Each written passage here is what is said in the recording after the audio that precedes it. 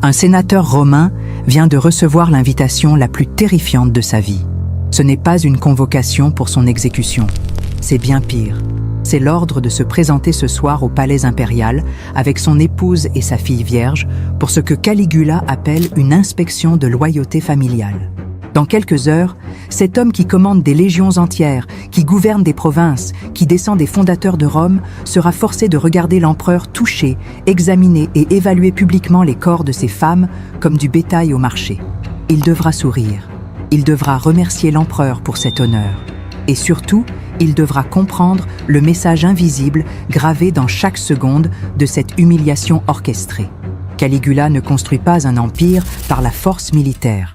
Il détruit la République romaine en transformant l'intimité conjugale en arme psychologique permanente, en créant le premier système institutionnel de chantage sexuel de l'histoire qui anéantira l'âme de l'élite sans verser une seule goutte de sang. Ce que tu vas découvrir dans les prochaines minutes n'est pas l'histoire d'un empereur fou. C'est l'anatomie précise d'une machine de contrôle si perverse, si calculée, si révolutionnaire que Rome elle-même a tenté de l'effacer pendant 2 millénaires par peur que ce manuel de domination absolue ne contamine les générations futures. Les orgies secrètes de Caligula n'étaient pas des fêtes débridées. C'étaient des opérations militaires psychologiques, déguisées en banquets. Des rituels de destruction systématique où chaque violation, chaque performance forcée, chaque profanation matrimoniale était méticuleusement documentée dans ce que les historiens appellent aujourd'hui l'archive de la honte sénatoriale, le dossier de chantage le plus puissant jamais créé dans l'Antiquité. Si cette révélation te glace déjà le sang, abonne-toi immédiatement à cette chaîne pour découvrir les secrets les plus sombres que l'histoire a tenté d'enterrer. Active la cloche de notification pour ne manquer aucune de nos enquêtes exclusives sur les mécanismes de pouvoir cachés des grandes civilisations. Laisse un like si tu veux que nous continuions à exposer ces vérités interdites qui transforment complètement notre compréhension du passé. Dis-nous dans les commentaires d'où tu nous regardes, que tu sois de Paris, Lyon, Marseille ou ailleurs en France, nous voulons savoir où se trouve notre communauté de chercheuses de vérité. Et surtout, partage en commentaire quel personnage historique tu aimerais voir décortiqué dans nos prochaines vidéos. Messaline et ses nuits au lupanar, Néron et ses banquets de feu, ou peut-être les impératrices byzantines et leurs poisons secrets. Ton avis compte pour orienter nos prochaines révélations. Rome, en l'an 37 après Jésus-Christ, n'est plus la république austère gouvernée par l'honneur sénatorial et les traditions ancestrales. C'est le début d'une ère nouvelle, où un pouvoir inimaginable se concentre entre les mains d'un seul homme.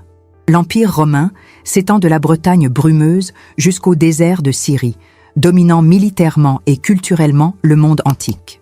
Mais au cœur de cette domination absolue, à Rome même, une guerre psychologique sans précédent est sur le point de commencer. Le Sénat, composé des familles aristocratiques les plus anciennes et les plus fières de la civilisation, s'accroche désespérément à ses traditions républicaines, à son honneur public, à sa dignité familiale transmise de génération en génération. Face à cette élite se dresse un jeune empereur de 24 ans, Gaius Julius César Augustus Germanicus, que l'histoire connaîtra sous son surnom d'enfance, Caligula, petite sandale militaire. Il n'a aucune intention de jouer le rôle traditionnel de premier citoyen parmi ses pairs. Il se considère comme un dieu vivant, incarné sur Terre. Cette collision entre deux visions du pouvoir est fondamentale pour comprendre ce qui va suivre. D'un côté, une élite dont l'identité entière repose sur la dignité masculine et la réputation familiale. De l'autre, un souverain absolu qui a compris une vérité terrifiante. Pour anéantir ses rivaux politiques, il ne suffit pas de contrôler les légions ou les finances. Il faut détruire leur âme en attaquant ce qu'ils chérissent le plus, la vertu de leurs femmes. Gaius Julius César. Augustus Germanicus n'avait que 24 ans lorsqu'il accéda au trône impérial en mars de l'an 37. Rome l'accueillit avec un enthousiasme délirant. Après les années sombres de Tibère, ce jeune prince représentait l'espoir d'un renouveau. Fils du héros militaire Germanicus et arrière-petit-fils d'Auguste, il portait dans ses veines le sang des fondateurs de l'Empire. Les premières semaines de son règne semblèrent confirmer ses attentes. Il distribua des largesses au peuple, organisa des jeux spectaculaires, rappela les exilés politiques et promit de respecter le Sénat. Mais derrière ce masque de générosité se cachait un esprit calculateur qui avait observé pendant des années les faiblesses de l'aristocratie romaine. Les sénateurs qui composaient l'élite de Rome descendaient de lignées remontant aux premiers jours de la République. Leur identité entière reposait sur 3 piliers sacrés. La dignitas, leur rang social transmis de génération en génération. L'auctoritas, leur autorité morale reconnue par tous. Et la pudicitia, la chasteté absolue de leurs épouses et filles, symbole vivant de la pureté de leur lignée. Ces hommes commandaient des légions, gouvernaient des provinces s'étendant de l'Hispanie jusqu'à l'Orient, contrôlaient les finances de l'Empire. Mais Caligula avait identifié leur vulnérabilité mortelle. Toute leur puissance s'effondrait si l'on touchait à l'honneur de leurs femmes. C'est cette découverte qui allait transformer un jeune empereur en architecte de la terreur psychologique la plus sophistiquée de l'Antiquité.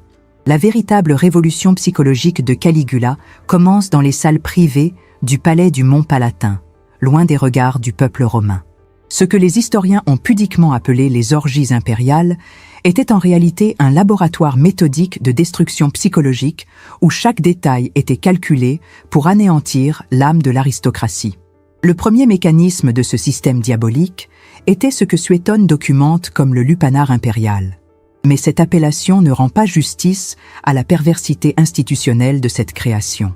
Caligula transforma des ailes entières de son palais en établissement public où le personnel n'était pas composé de courtisanes ordinaires, mais exclusivement d'épouses et de filles des familles sénatoriales les plus respectées de Rome.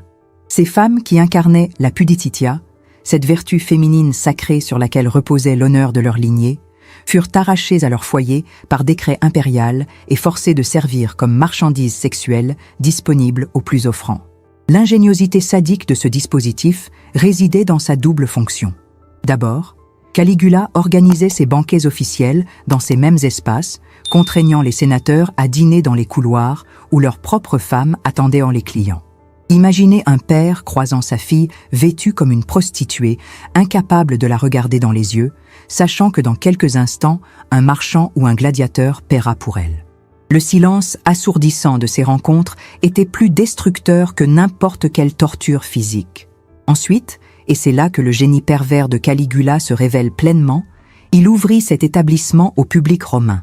Citoyens ordinaires, affranchis, esclaves enrichis, tous furent invités à payer un tarif fixé par l'empereur lui-même pour avoir des relations avec les matrones les plus nobles de l'Empire.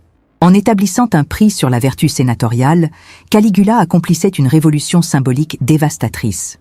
L'honneur aristocratique qui avait soutenu la République pendant 5 siècles n'était plus un absolu moral intouchable. C'était une marchandise dont la valeur était déterminée par un seul homme. Les registres tenus méticuleusement documentaient chaque transaction, chaque femme, chaque client, créant ainsi les premières pages de ce qui deviendrait l'archive de la honte sénatoriale. Ces documents n'étaient pas de simples comptes financiers. Ils constituaient un arsenal de chantage politique d'une puissance inégalée.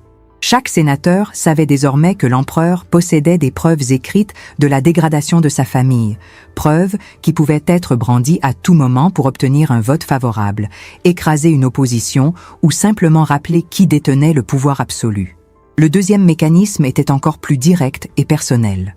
Lors des banquets impériaux officiels, Caligula institua ce que les sources appellent les inspections de loyauté familiale. Les sénateurs étaient convoqués avec leurs épouses selon le protocole traditionnel. La soirée commençait normalement avec musique, vin et conversation politique. Puis l'empereur se levait et commençait sa promenade entre les tables. Son regard scrutait les femmes présentes, non comme des invités, mais comme du bétail au marché. Il s'arrêtait devant l'une d'elles, la forçait à se lever, touchait son visage, ses cheveux, commentait à voix haute sa silhouette, la comparait publiquement aux autres femmes de l'assemblée. Le mari assis à quelques centimètres devait maintenir un sourire figé sur son visage. Protester signifiait l'exécution immédiate, non seulement pour lui, mais pour toute sa famille. Caligula faisait son choix et ordonnait à la femme de le suivre dans une pièce adjacente, juste à côté de la salle du banquet. Le silence qui s'abattait alors sur l'assemblée était plus terrifiant que n'importe quel cri. Les musiciens jouaient d'un plus fort pour masquer les sons provenant de la pièce voisine. Les sénateurs fixaient leurs assiettes, incapables de lever les yeux. Personne ne parlait, personne ne bougeait. Chacun savait que son tour viendrait. Quelques minutes plus tard, Caligula revenait, se réinstallait à sa place, et c'est là que commençait le véritable acte de torture psychologique. Devant l'assemblée entière et surtout devant le mari pétrifié, il se lançait dans une critique détaillée et obscène de ce qui venait de se passer. Il louait ou dénigrait les performances de la sénatrice, commentait son corps, ses réactions, la comparait avec d'autres femmes qu'il avait prises lors de banquets précédents. Cette humiliation publique ne visait pas le plaisir sadique individuel. Elle accomplissait une destruction systématique du fondement même de l'autorité masculine romaine, le devoir sacré de protéger l'honneur familial. Ces hommes qui commandèrent des légions, qui gouvernaient des provinces, qui se considéraient comme les descendants des fondateurs de Rome, étaient réduits à des spectateurs impuissants de leur propre anéantissement. Si tu es encore là, c'est que tu fais partie de celles qui refusent les versions édulcorées de l'histoire. Tu veux comprendre les véritables mécanismes du pouvoir, comment les civilisations ont utilisé l'intimité comme arme de domination. Cette chaîne existe précisément pour toi, pour nous toutes qui cherchons la vérité derrière les légendes. Abonne-toi immédiatement si ce n'est pas encore fait, car nous plongeons chaque semaine dans les archives interdites des grandes civilisations. Active la cloche de notification pour ne manquer aucune révélation exclusive. Laisse un like maintenant pour soutenir ce travail de recherche historique approfondi. Et surtout, dis-nous en commentaire quelle impératrice, quelle reine ou quelle figure féminine de l'histoire tu aimerais voir décortiquée dans nos prochaines enquêtes. Cléopâtre et ses stratégies de séduction politique, Messaline et ses nuits secrètes, Agrippine et ses manipulations dynastiques, ou peut-être les concubines impériales chinoises et leurs poisons. Ton avis compte réellement pour orienter nos futures investigations. Partage également ta localisation en France, que tu sois de Paris, Bordeaux, Toulouse ou ailleurs. Nous voulons savoir où se trouve notre communauté de chercheuses de vérité. Maintenant, prépare-toi car ce qui suit va te révéler le moment le plus terrifiant du système de Caligula. Le troisième mécanisme représentait le sommet de la perversion institutionnelle caligulienne, celui qui transformait les victimes elles-mêmes en complices de leur propre anéantissement. Ce que les sources historiques appellent pudiquement les divertissements privés constituait en réalité une chambre de torture psychologique où Caligula forçait les couples mariés de la haute aristocratie à profaner publiquement leurs propres liens sacrés. Sous le prétexte d'observer la vérité de leurs relations conjugales pour évaluer leur loyauté politique, l'empereur convoquait des époux sénatoriales lors de réceptions nocturnes dans ses appartements privés. Là, devant lui et sa cour restreinte composée d'affranchis, de courtisans et parfois d'autres sénateurs déjà brisés, il leur ordonnait d'avoir des rapports intimes en public, pendant qu'il observait depuis son trône. Ce théâtre de la vérité conjugale forcée accomplissait une révolution psychologique dévastatrice. Caligula ne violait plus simplement les épouses des sénateurs comme lors des banquets d'inspection. Il forçait maintenant les sénateurs eux-mêmes à devenir les acteurs de leur propre destruction, à violer volontairement le caractère sacré de leur union matrimoniale, à transformer l'acte le plus intime et le plus protégé du mariage romain en spectacle de cirque pour le divertissement impérial. L'empereur s'installait confortablement, observait avec attention clinique, commentait à voix haute leurs mouvements, critiquait leurs performances comme un juge évaluant des gladiateurs dans l'arène, notait leur passion ou leur manque d'enthousiasme, demandait au mari de modifier sa position, ordonnait à l'épouse de réagir différemment, dirigeait cette pièce obscène avec l'autorité d'un metteur en scène perfectionniste. Les témoignages fragmentaires de Suétone et les allusions voilées de Sénèque révèlent des détails glaçants. Caligula tenait un registre méticuleux de ses performances forcées, annotant les réactions de chaque couple, leur degré de résistance initiale, leur vitesse de soumission, les expressions sur leur visage, les larmes versées ou retenues.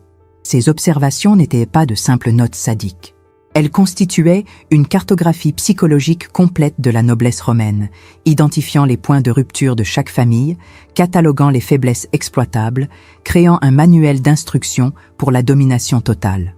Le génie pervers de cette méthode résidait dans son mécanisme de destruction interne. Caligula avait compris une vérité fondamentale sur la psychologie humaine que les tortionnaires modernes redécouvriront des siècles plus tard. L'humiliation imposée de l'extérieur peut créer des martyrs, des victimes héroïques qui résistent et inspirent la rébellion.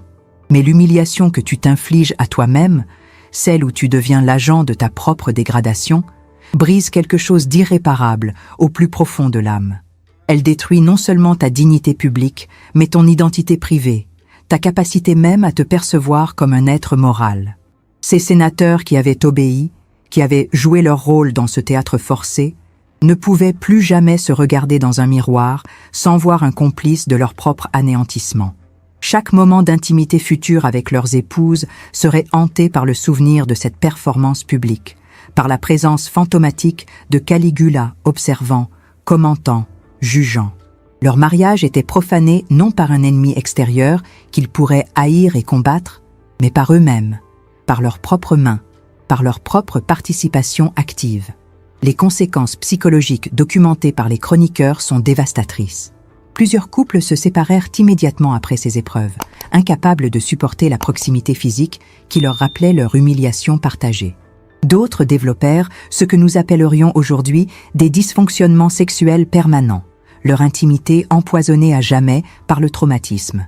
Certains sénateurs, rongés par la culpabilité d'avoir profané leurs propres épouses, tombèrent dans la dépression mélancolique, ou choisirent le suicide comme seul échappatoire à la dissonance cognitive insupportable entre leur statut public de patriciens respectés et leur réalité privée de marionnettes brisées. Mais le système ne s'arrêtait pas à l'acte lui-même. Caligula avait institutionnalisé un mécanisme de rappel permanent.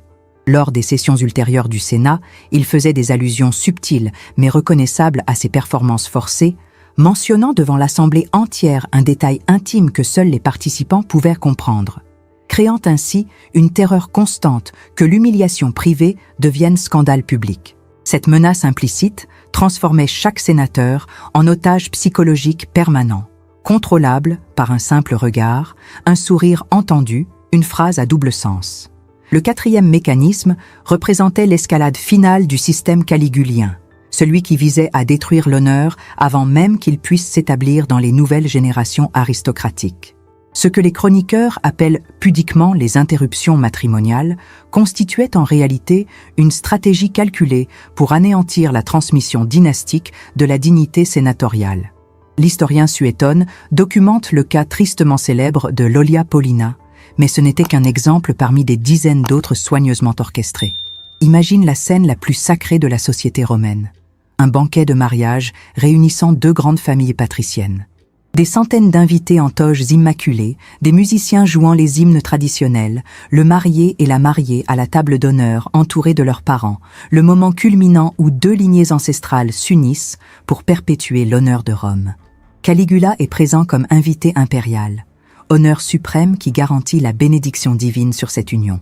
Il observe la cérémonie avec attention, son regard scrutant la jeune mariée parée de ses bijoux nuptiaux, symbole vivant de la pureté virginale sur laquelle repose tout l'édifice moral de l'aristocratie.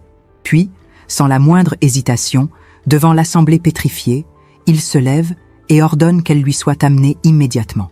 Le silence qui s'abat sur la salle est plus terrifiant que n'importe quel cri. Les musiciens cessent de jouer, les conversations meurent instantanément, les invités figent dans leur position comme des statues de marbre. Le marié, ce jeune patricien qui quelques instants auparavant incarnait l'espoir de sa lignée, devient une statue de sel, incapable de bouger, de parler, de protester. Son père, à ses côtés, pose une main sur son bras pour l'empêcher de commettre l'irréparable, sachant qu'un seul mot de protestation signifierait l'exécution immédiate de toute la famille. Caligula prend la main de la mariée, l'arrache littéralement de sa place d'honneur et l'entraîne vers ses appartements privés adjacents à la salle du banquet. Les portes se ferment. L'assemblée reste figée dans un silence de mort pendant de longues minutes qui semblent durer des heures. Personne n'ose partir, personne n'ose parler. Chacun fixe son assiette ou le sol, incapable de croiser le regard des autres invités. Le père du marié serre la mâchoire si fort que ses dents grincent, mais il ne dit rien. La mère de la mariée pleure en silence, les larmes coulant sur ses joues fardées, mais elle ne fait aucun bruit. Lorsque Caligula revient quelques instants plus tard, rajustant sa toge avec désinvolture, le véritable acte de torture psychologique commence. Ce n'est pas la violation elle-même qui constitue le climax, c'est ce qui suit. Devant l'assemblée entière, devant les deux familles réunies, devant le marié pétrifié qui vient de perdre simultanément son épouse et son honneur, Caligula se lance dans une description détaillée et obscène de ce qui vient de se passer. Il loue certains aspects du corps de la jeune mariée, critique d'autres avec une précision clinique dégradante, la compare publiquement avec d'autres femmes qu'il a prises lors de banquets précédents, évalue sa performance avec le détachement d'un marchand évaluant du bétail au forum. Puis, dans un geste d'une cruauté calculée qui révèle toute la sophistication de son système, il la répudie sur le champ devant tous.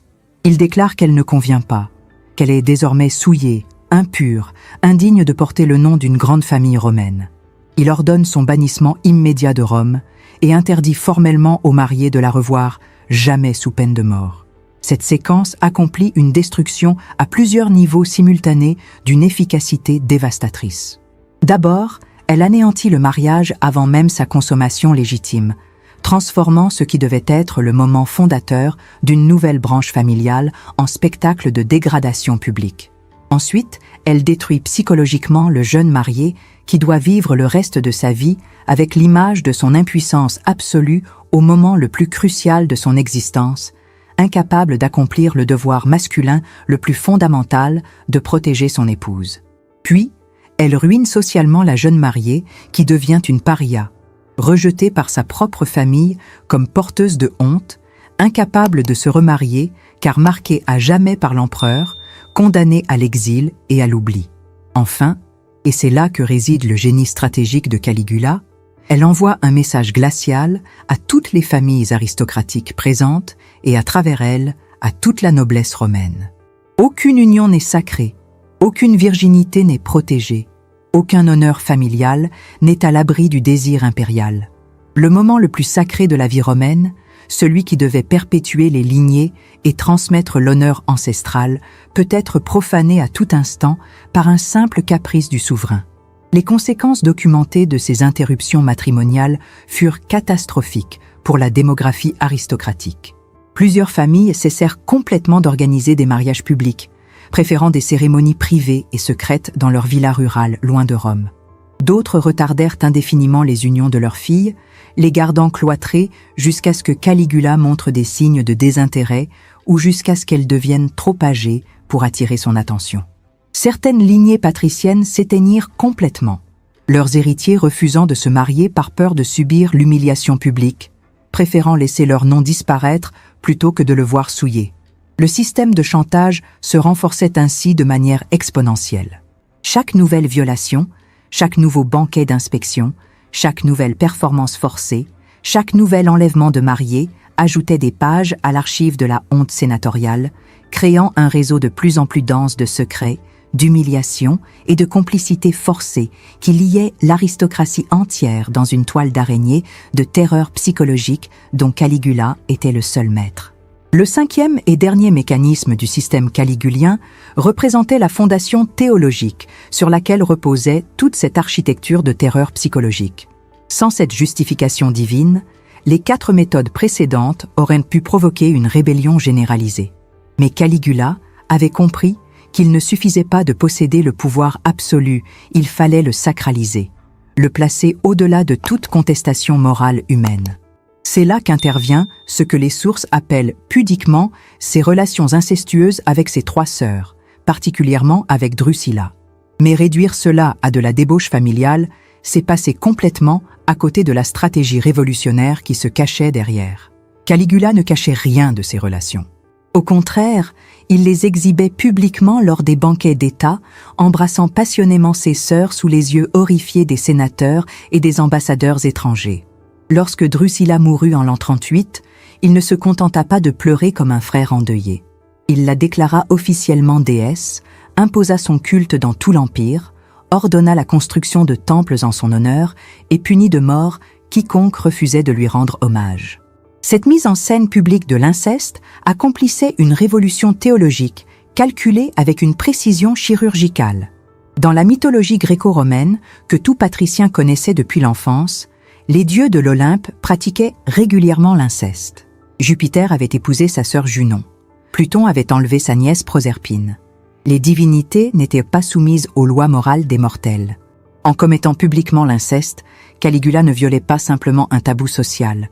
Il prouvait par l'acte lui-même qu'il transcendait la condition humaine, qu'il appartenait au monde divin où les règles morts s'appliquaient plus. Cette autodivinisation stratégique transformait radicalement la nature même de ses autres actes. Le bordel impérial n'était plus une maison de prostitution dégradante. C'était un temple où les femmes nobles avaient le privilège de servir un Dieu vivant. Les inspections lors des banquets n'étaient plus des violations brutales. C'étaient des sélections divines, des moments où une mortelle était choisie pour une communion sacrée avec la divinité incarnée. Le théâtre de la vérité conjugale forcée n'était plus une torture psychologique. C'était un rituel de purification où les couples prouvaient leur dévotion absolue en offrant leur intimité la plus sacrée au jugement divin. Les enlèvements de mariés n'étaient plus des crimes contre l'honneur familial.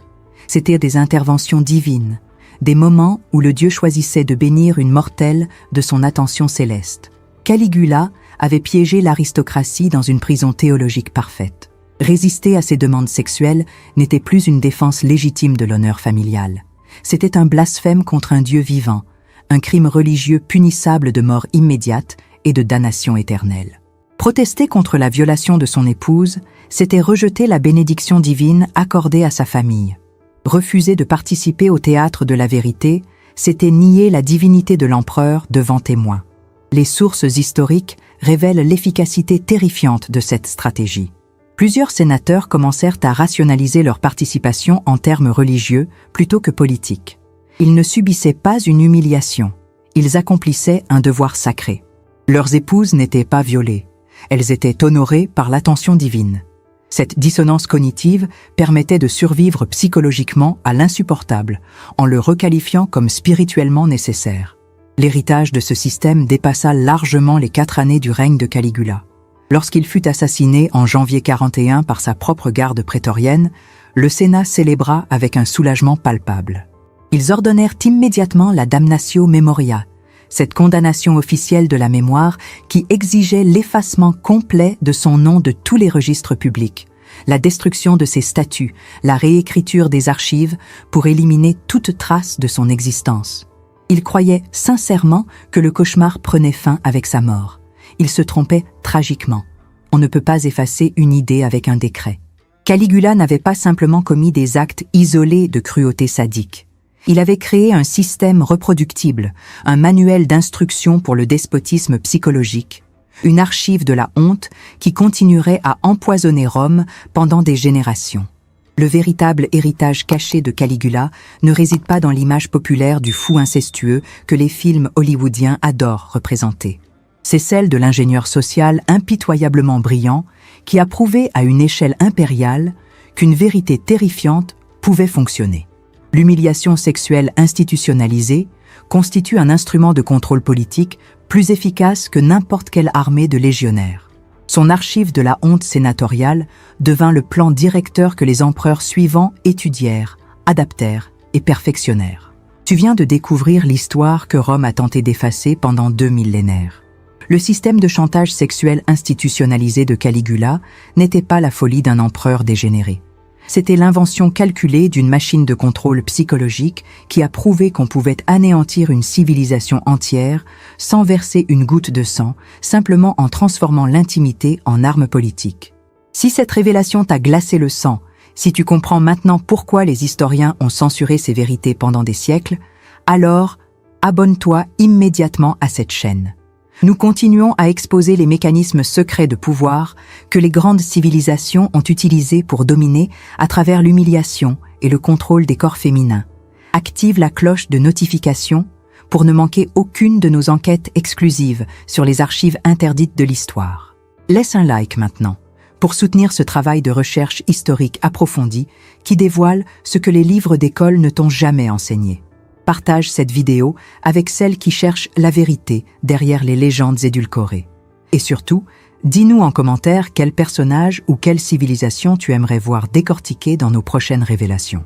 Les nuits secrètes de Messaline au lupanar romain, les harems ottomans et leurs eunuques gardiens, les concubines impériales chinoises et leurs poisons dynastiques, les favorites de Versailles et leurs manipulations politiques, ou peut-être les impératrices byzantines et leurs complots de palais. Ton avis oriente directement nos futures investigations dans les coulisses interdites du pouvoir absolu.